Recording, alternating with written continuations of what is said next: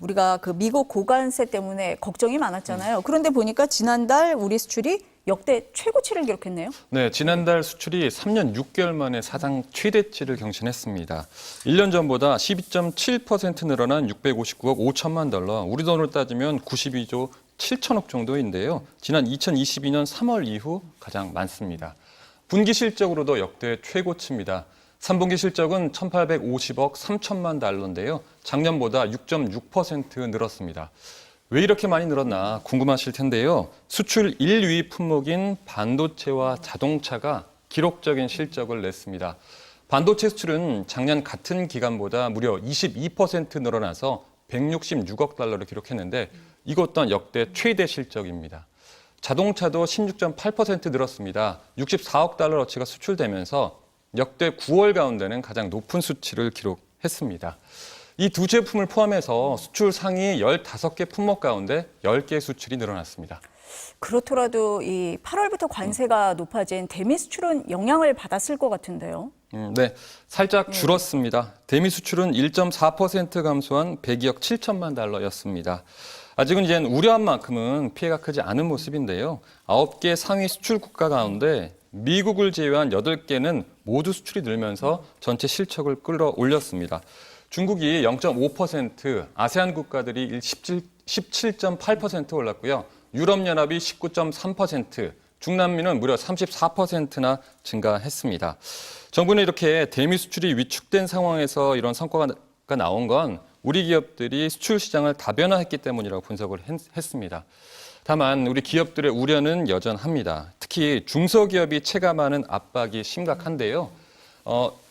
중소기업 중앙회 조사 결과 50%의 관세가 불가된 이후에 철강, 알루미늄 제조 중소기업의 매출이 13.7% 줄었습니다.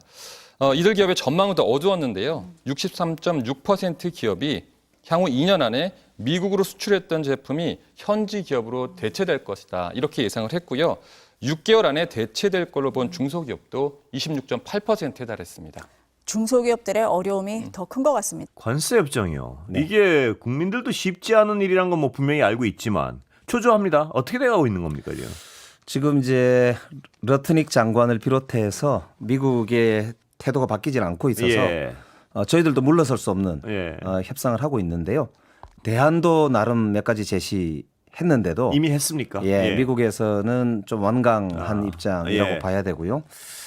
그런데 이제 한편으로는 수출이 예. 미국은 조금 한 우리가 몇 프로 줄었어요. 예. 근데 전체 수출은 지금 오히려 늘었습니다. 그게 그렇기 우리가 때문에 약간, 사실은 우리가 다른 시장을 다변화하면서 예. 당분간 버텨야 된다 이런 이제 입장을 가지고 있는 거죠. 하여튼 최악의 경우에는 요구하는 대로 들어줄 수는 없다. 이건 뭐 기본 전제인가요 지금? 그렇습니다. 예. 그거는 예. 미국도 알고 있고요. 알고 있다고요. 한국이 의외로 세게 나오네 예, 이렇게 지금 생각하고 있는 것 같고요. 그래서 러트닉 장관은 사실 상무장관이기 때문에 예. 품목 관세나 기타 다른 관세들 예. 관련해서 USTR 장관도 예. 주무장관이고요. 예. 또 스왑이나 예. 통화 스왑 등은 환율 문제 포함해서 베센트 장관이 재무장관이기 때문에 협상 파트너이기도 합니다. 예. 그래서 최대한 다 채널을 확보를 예. 하려고 노력 중이고 중요하네요. 예, 여러 이제 협상 카드를 지금 활용해 보려고 시도 중에 있다 이렇게 보시면 근데 됩니다. 미국도 알고 있다 아까 그러셨는데 한국이 예상보다 세게 나온다의 개념입니까? 아니면 한국이 이걸 할 수 없다는 걸 알고 있는 겁니까? 한국이 생각보다 세게 나온다 그런 이렇게 거예요. 생각한다고 예.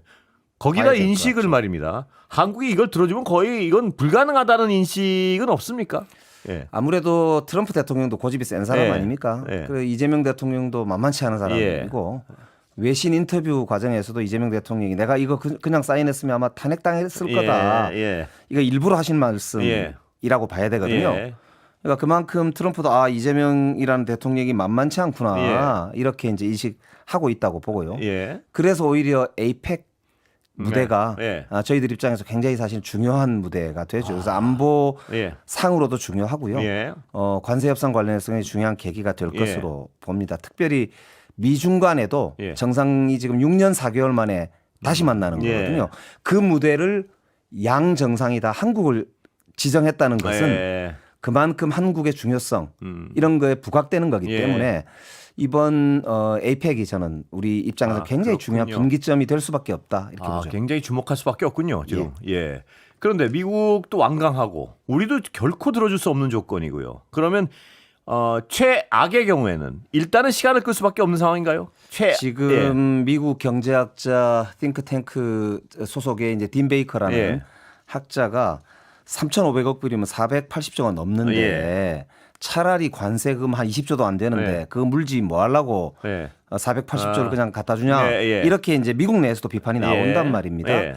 그렇기 때문에 이거는 우리가 뭐 최악의 경우 정말로 예. 정말 그냥 배짜라 이렇게 버틸 수 있다 이런 자세로 하는 건데요. 다만 예.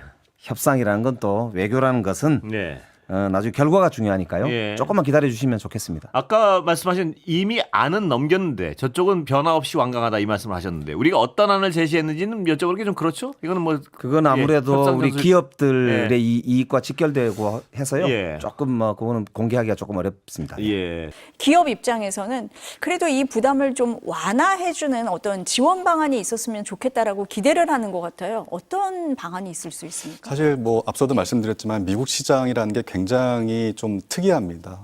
왜냐하면 일단 기본적으로 미국 사람들이 소비 성향이 높고요. 그리고 뭐 집 한 채, 중산층 집에 가보면은 집에 텔레비전이 한 2대, 3대 이렇게 있고요. 자동차도 2대 이상. 그만큼 소비를 많이 하기 때문에 전반적인 우리가 생각하는 인구 대비 훨씬 더 큰 소비 시장이어서 우리가 미국 시장을 포기할 수는 없을 것 같습니다. 그래서 지금 관세의 영향이 분명히 지금 발생하고 있는 상황이기 때문에 일정 부분 미국 시장을 일부 대체하거나 보완할 수 있는 시장을 개발을 해야 될 것 같고요. 사실 그런 과정에서 우리가 좀 이미 FTA를 많이 체결했지만 기체결한 FTA를 좀 개선 보완한다든지 아니면은 이제 CPTPP라고 하는 협정이 있습니다. 뭐 일본 중심으로 해서 멕시코라든지 동남아 일부 국가들이 들어가 있는데요. 우리는 거기에 한번 갈까 말까, 가입을 할까 말까 좀 현재 검토 또는 망설이는 단계이긴 한데 그런 협정을 대체적 수단으로서 한번 좀 적극적으로 고려해 봄직하지 않을까 뭐 그런 생각도 있고요. 근본적으로는 사실 우리가 상품만을 수출하는 그런 전략에서 좀 상품과 서비스의 융복함이라든지 아니면 뭐 AI와 요새 유행하는 AI와 로보틱스 등을 결합을 시켜서 좀 더 다른 데서 수익 창출을 할 수 있는 그런 새로운 좀 제조업의 성장 모델을 만드는 것이 좀 장기적으로 필요하다고 생각합니다. 그러니까 시장이라든지 그 분야라든지 이런 걸 개발을 해야 된다 이런 말씀이신데 앞서서 말씀을 하셨지만 현대기아차 같은 경우도 미국에서 값을 안 올리고 있다고 말씀을 하셨잖아요. 고통을 감내를 하고 있다 이런 말씀이신데 그래서 이제 관세 부담을 좀 완화해달라 정부에서 이걸 좀 지원해주면 안 되냐 이렇게 얘기를 하는 것 같은데 그건 어려운 겁니까? 사실 그 부분은 뭐 정부의 재정을 지출하는 게 뭐 무한정할 수 있는 부분이 아니기 때문에 우리가 미국처럼 계속 달러를 찍어낼 수 있는 국가가 아니지 않습니까? 네. 그래서 그런 부분 서로가 최대한 조금 어느 정도의 고통 분담이 시키는 필요한 것 같고요.